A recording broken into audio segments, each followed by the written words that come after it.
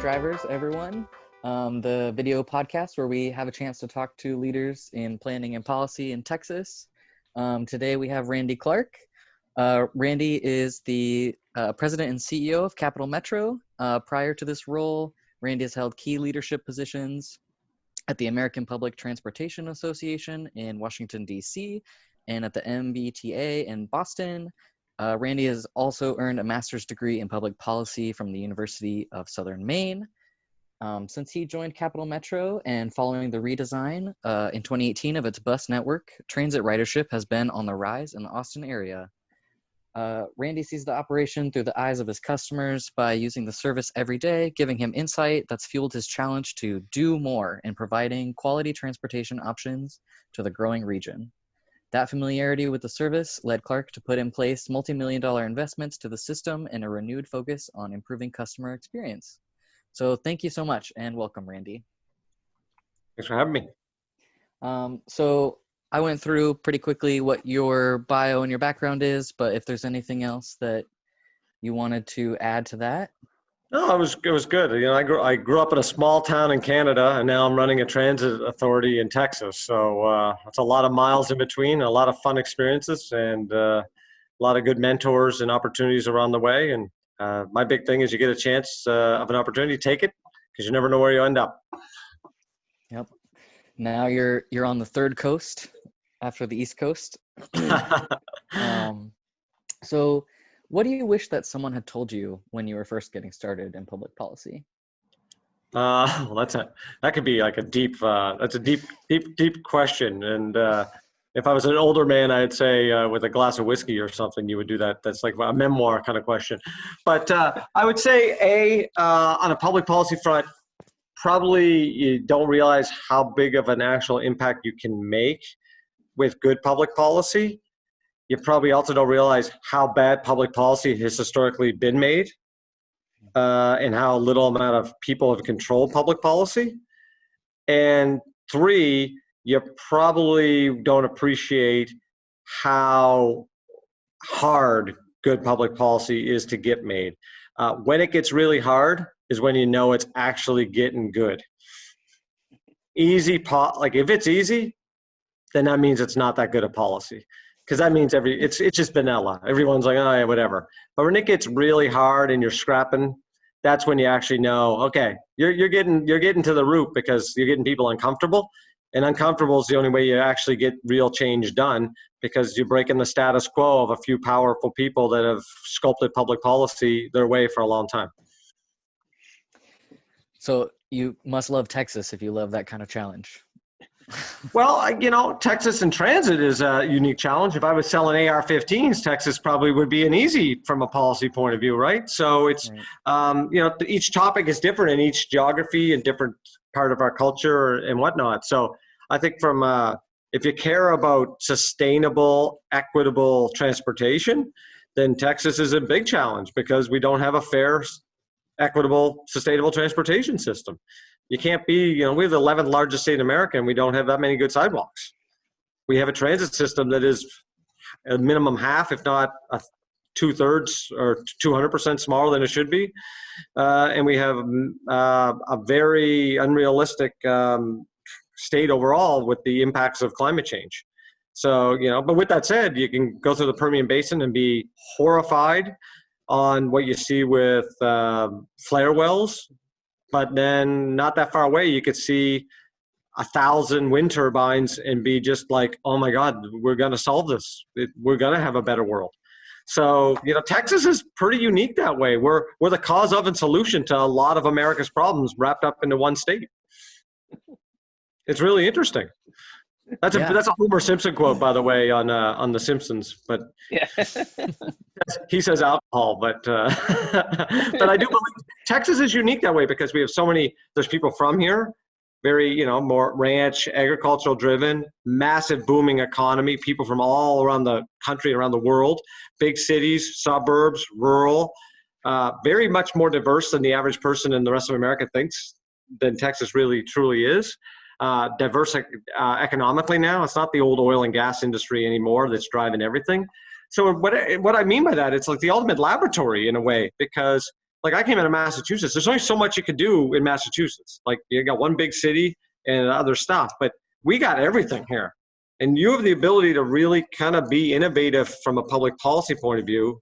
So anyway, I don't know if that's a rambling answer, if that helps a flow of a bunch of questions. So yeah, that was one of our questions for later, since I am also a recently minted Texan. I moved here in 2017. I was going to ask about that, so you read my mind. Oh, good. Yeah. It's a fascinating place to move to, and the pressure points, and the difference between politics and policy, and the way different people think of that, whether they're new, they've been here for a while, they're urban versus rural. It's and even the aspect of where people think they're moving from is not even factually driven and part of the politics versus the true policy.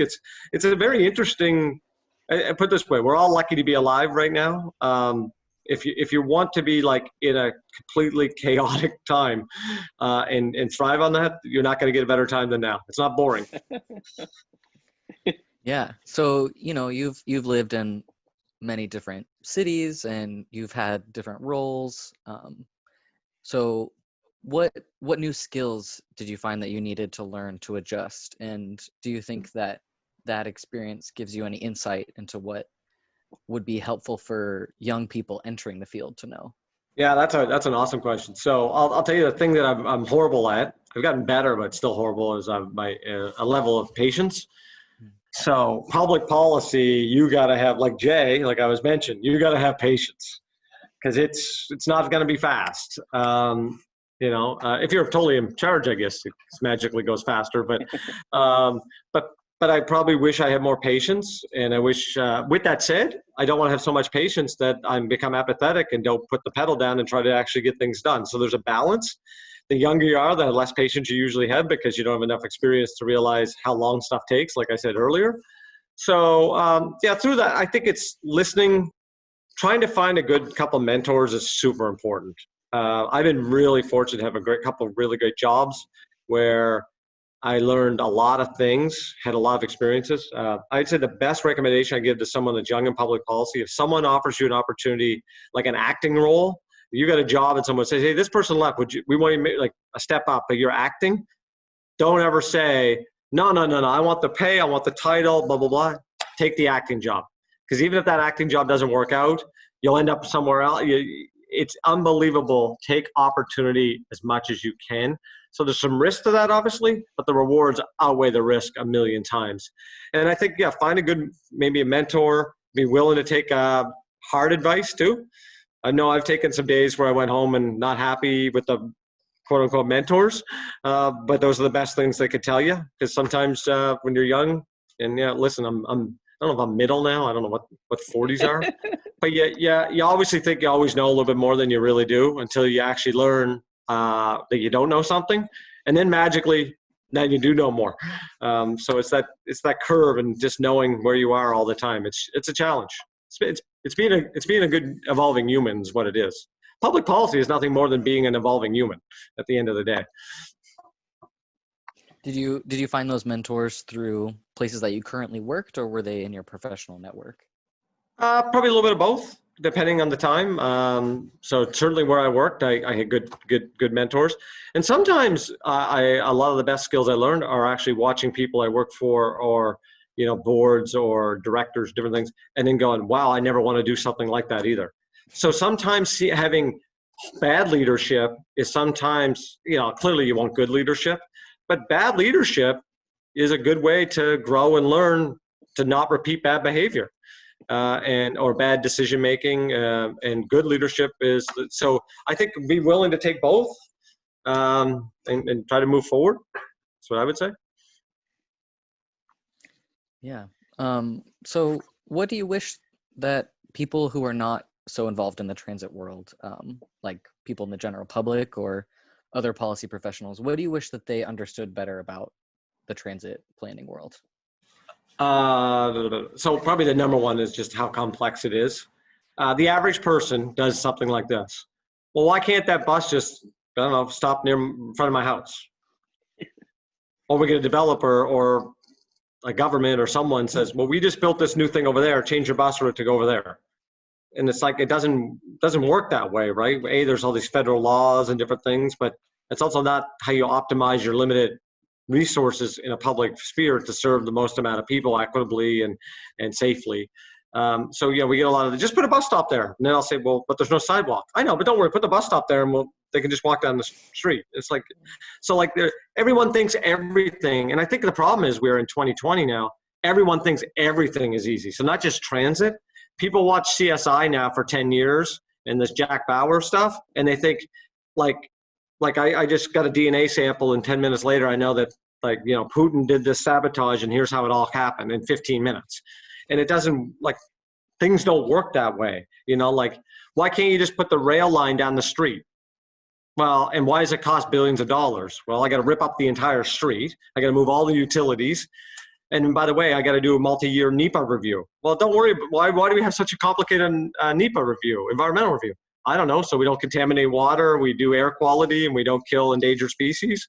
And then people get all frustrated. So, I mean, it's just, policy is complicated, and most people watch TV and they live their life based on like the duration of a football game kind of like mentality, right? Like in an hour, this much got accomplished, and in an hour, nothing in the city got accomplished because they don't have frame of reference, right? And government has done a historically bad job of explaining process, and I'll be honest, selling government.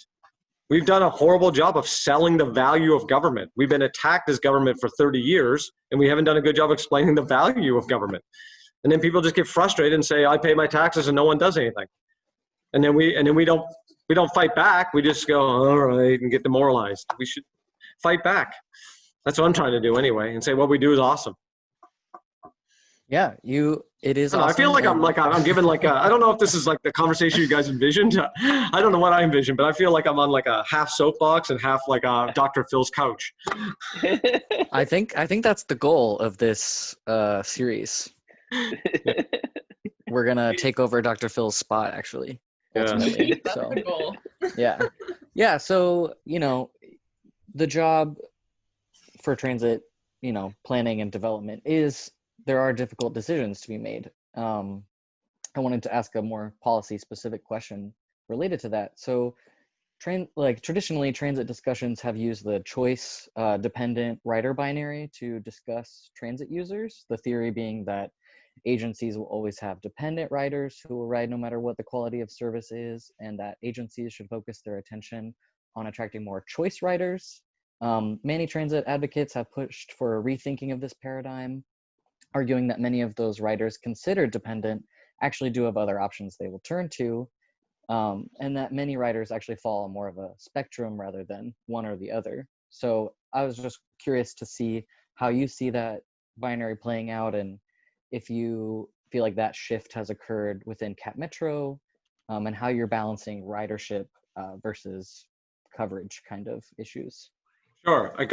Fantastic question. I got that question basically on my interview, and I did a public interview for this job because it's a very transparent process here. And I think it's been the Band-Aid's been pulled off even more the last few months, I think, as a society on this, maybe the last 4 months. So I've always believed that that's a horrible discussion point. It's like identity politics. It's this group versus that group. I would say a great city and a great transit system is great for everyone. And it's that simple. The idea that you should build a transit system for low income only people is not a good system. And if you're trying to build a rail line for people that are as fortunate as I am, that's not a good system. So there is a balance, and I'd say the balance is using public resources effectively versus getting into that old debate. Ridership is just one metric. It's a metric that's just been in our business forever, but it's not a metric that is as meaningful, I think, as people think it is. To me, it doesn't have anything to do with the value of the trip itself. So if I am able to transport a young person that to their first job, and then they come home and volunteer and look after an elderly person and do this over here, whatever, those trips are going to be way more valuable than me, because if I'm lazy today, I drive down the street and get 2 tacos. that they're measured equally. And one is good for society, and one is arguably bad for society. It's bad for wellness, bad for emissions, bad for a lot of other things. So we got to be thinking about things through an equity lens, but done in an outcome based. And a problem, I think, in our society, the feds are the worst at this, and then we're all derivatives of that. Everything is funded through cost centers in our world and grants, and we have no holistic approach to most public policy. So it's like, here's your money to do this. So a good example is like Medicaid transportation. So there's millions of people all over America that get transport to hospital and doctor visits that have nothing to do with transit because they're done through HHS. No one will convince me that's a good idea. Just put all the transportation in DOT and allocate the money in a way so then Cap Metro maybe has a little bit more resources. Yeah, someone else won't have the resources, but now I can maximize the resource to make that trip where I'm driving this van up here to drop someone off at a Metro Access appointment. The next person gets dropped off 2 blocks later at a doctor's appointment. And you swing. Instead, what we do is not connected to the van that is connected to HHS, sponsored through some nonprofit or other program. That's our issue. We become so big as a country where, like, I mean, they talk $1 trillion now. No, even that's just like a regular conversation, $1 trillion. So we've created a beast that is so hard to contain. So I think we got to stop worrying about each individual metric and start thinking of holistic societal values. What are we trying to accomplish? And like what I want to accomplish is a safer city. I don't want 80 people dying this year because our road network and our sidewalks are unsafe. I also don't want people drinking and driving. Those are naturally connected, but they're funded in totally different ways. Over here, the cops are getting people for drinking and driving, and you got the alcohol, what do we ever call it in Texas? Texas Alcohol kind of Commission people doing their thing. And over here, we have people doing sidewalk kind of stuff. And then over here, we got troopers getting people for speeding, and they're not holistically connected. And that's the same as transit. So I want to build a better transit system because transit connects people to things. I don't actually care about buses and trains. I care about people. So I want to get someone to a healthcare appointment. I need a bus or a train. I don't want to get a bunch of money at a Project Connect. So I go, oh, look at I got a whole fleet of buses. The buses have to do stuff. That's what it's all about. It's like we're so focused on things versus outcomes as our society. So I didn't solve anything with that whole statement, but I think that's the problem statement. And I think this next generation of public policy leaders have to think more holistically about getting out of KPI management and thinking about holistic KPI management is much better. Someone needs a better KPI term than KPI. Maybe that's the big project we need. Wait, I have a question. Can you clarify what KPI is for the like key performance indicators, right? Thank you. Yeah, look, a good example is I believe we should have like some type of like urban mobility index. I tried to push this across our transit industry when I was at APTA, and it's just hard because the FTA wants to measure everything in ridership, and that's the formula through Congress for decades. But I want to measure if I can deliver my trip for less emissions, that's a better trip for our planet. I get no credit for that at all. If I could deliver equitable outcomes because I can connect people, I don't get any credit for that. If I reduce drinking and driving because I ran late night service, I get no credit for that, and on and on and on. But meanwhile, we just keep pumping tons of billions of dollars into highways because the only measurement is how fast we can go from point A to point B, which is the most ridiculous measurement you could ever get because there's no value in that. Yep. Yeah, I think I've been, I come from like a biology background rather than planning. And so I've been learning about level of service this summer. And it has been very fascinating to me to learn that the grade of A on highways is that if people can go at or above the legal speed limit, which if the best grade on something is a condition that is breaking the law, that seems a little counterintuitive and anti-productive to me. So I think it's got to be hard to be a science degree and get into this world because we don't generally use data in a truthful way. And I'm not saying that people that use the data are being disingenuous or malice. We just use it because the outcome we're thinking about is the outcome that's been easy forever. So like, I never want to live anywhere where there's a level A service, because that means I'm living in rural Montana and people are going 80 miles an hour. So I want a city to have some congestion.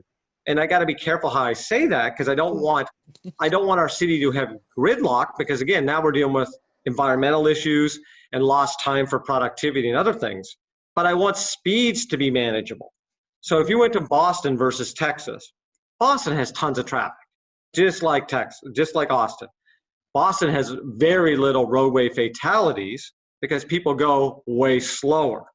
So they have as many, maybe even more, crashes themselves. And I'll be careful to use the word crashes, not accidents, especially Jay on the call. But they may have more crashes, but they'd be very low speed, less consequence crashes. We have tons of high speed, high consequence crashes because we're trying to build towards higher speed environments.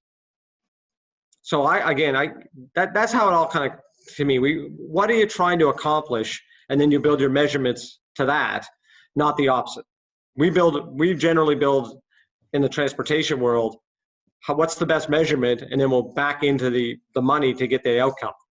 Like you go get a flight, and a flight from here to DC takes 3 hours. Well, then they build them all 3.5 hours, so their on-time performance is higher, so they don't get FAA penalties. That's how the system works. Well, and it doesn't help anyone to do that. Well, and I think building towards like a goal-focused. I'm still here. I'm just getting a drink of water. I'm sorry. I understand the age of Zoom. But with a focus towards designing our policy and metrics towards specific goals rather than the other way around, what would you consider some of your like top goals to move towards, and how are you helping Cap Metro get there in the next few years? Sure, that's a great question, and I don't think I have an easy answer, but I'll say it maybe again thematically. And I'm not trying to avoid specifics, you guys. And if you think I am, just try to drill me even tighter, and I'll do the best I can. But like, I want our workforce to be safe and healthy and economically sustainable. Right? I don't want to drill my workforce down where they have no money, and I'm like, oh, good, I saved another $50, right? That's not actually good long-term for the workforce. And it's therefore not good for me to deliver to the customers a better product if all I'm trying to do is not pay people and not give them benefits. So I'm very proud, since we've been here, we've combined our contracts. They used to be separated and problematic, combined them all together. Everyone got more money. Am I saying everyone is doing as well as they'd all like? No, but everyone got more money. All benefits got enhanced. And provided more ladders of opportunity for people promotionally and otherwise.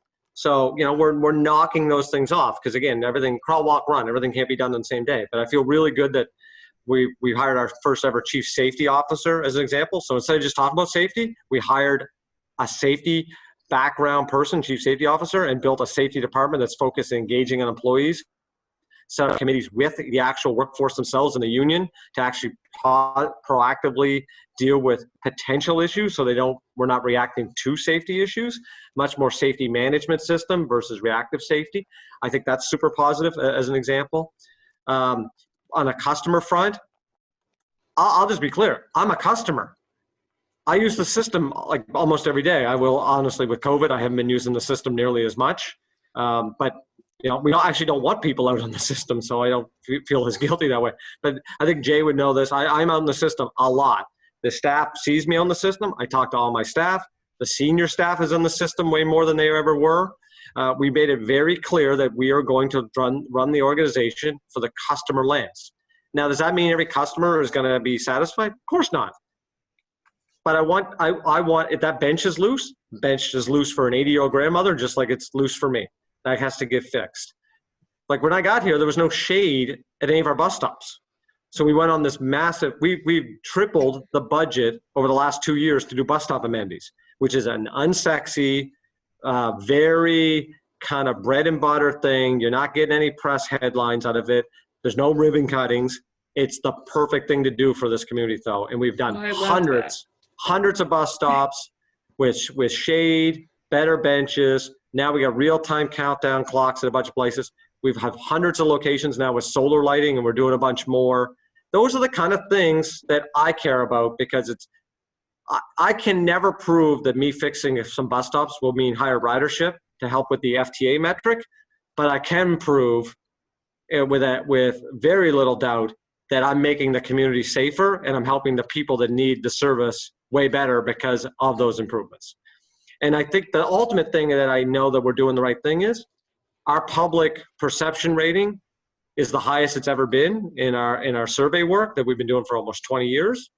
Our customer satisfaction scores are outperforming most all the transit industry that we've got quarter after quarter. So we're working incredibly hard, and we're doing it through the lens of actually asking people what they need, being in the field, seeing the issues, and doing stuff. So I mean, you know what the hardest thing, or the thing that honestly, the biggest thing about doing all this stuff is, you got to work hard. And our team, I work hard, and I know our team works very hard. And if you want to do stuff, you got to work hard. It's not easy. So, I mean, you just mentioned your the public perception being really high, and I know that, like, taking my policy hat off and just being an Austin resident, I have noticed those things, and even though you didn't see any like news clippings about it or anything, it's still something that you're like, oh, hey, this has an overhang now, or oh wow, I can tell when the bus is going to be here, and those things make tangible differences in people's lives, even people who are already riding, who might be more keen on the idea of riding more often than they used to, because it's an easier system to use, or it's more convenient for them, even if the actual stops haven't changed. So you're right in that public perception and favorability is really important, and those small things are important to people on the ground rather than just the big overhauls. So speaking to the public perception, we've heard you talk a lot about this, and we know a lot about it, but since this is going to be a public video on YouTube, can you give us like a quick elevator pitch for fully funding Project Connect this November? How long's the elevator? Is it a really tall building or a short building? So anyway, I do encourage everyone to do projectconnect.com, but I'll say it this way. We have 2 million people in the city. We're gonna be 4 million as a region. We're gonna double in the next 20 years. We're incredibly undersized today for an equitable, sustainable transportation system. How could it ever get better if we don't invest in a more equitable, sustainable transportation system? So I'll say it in like kind of different ways. If you hate traffic today, so if you're one of the people that it's all about traffic, traffic could never improve unless we do something different. It's literally the commute you had, pretend COVID didn't exist. The commute you had February 15th is the best commute you're ever gonna get for the rest of your life if we don't do something different, right? And there's no build more roads. The build more roads thing is over. We're not putting an 8-lane highway down the middle of Hyde Park, right? The game in Guadalupe is as wide as it gets, and Lavaca is wide as the game is over. We're either going to use our limited public resource right-of-way space more efficiently, or we're not.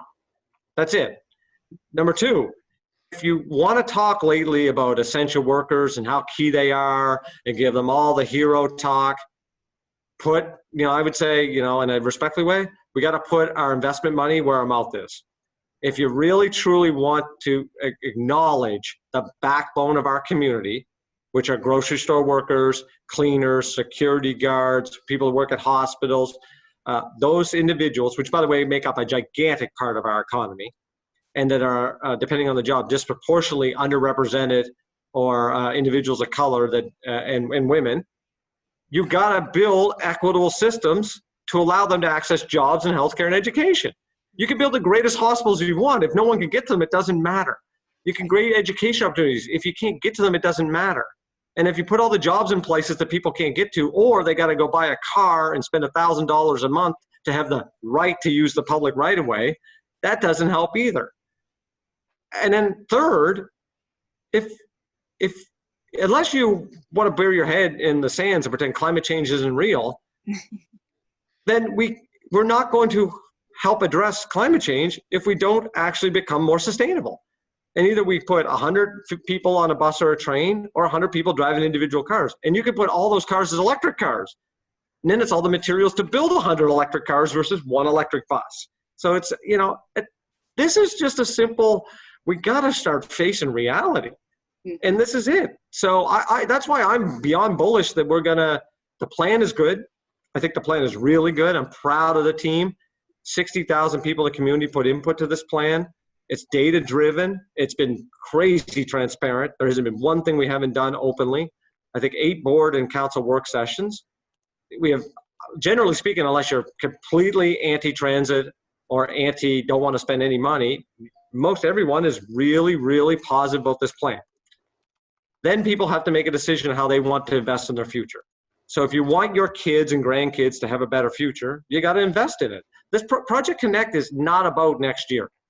Project Connect is 5, 10, 15, 30, and 100 years. When we're all gone, what will the city look like will be massively determined by this November. Thank you very much. Like when I was in Boston, one of my jobs was looking after maintenance of the subway system. And the Green Line, right now, trains are running today carrying thousands of people. Some of them nurses and doctors to, say, Longwood Medical Center. That tunnel was put in 1897. Infrastructure is always about how you want your future. That's it. Bravo. Absolutely. Thank you. We totally agree with you here. So we want to thank you again for your time. Look, it's empty when that's cool. I've never noticed that. I'm like this. Sam's laughing at me. I could tell because I'm like this old man that figured out like new technology, but I didn't do the drink with the background. It's with the water. That's pretty cool. Anyway, I appreciate the chance to talk to you guys. Sorry that I get end of a Friday. I've worked like 1 million hours this week. I love what we do. We work really hard. I think we're making a difference. All I can urge you to do, care about something and try to make a difference. Because life is this short. And I don't know how the hell I ever actually truly ended up in transit because no one ever really knows how you end up. But if you find what you really think is valuable, like every day I feel so proud of like that we got a couple thousand people out there doing an amazing job for the community every day. And on a normal day, we're moving over 100,000 people. And that's awesome. And when Project Connect passes, we're going to move like 300,000 people. And we're going to make a better world. So anyway. Be passionate about what you do and give her, as they say. So. Thanks so much. Yes, thank you so much.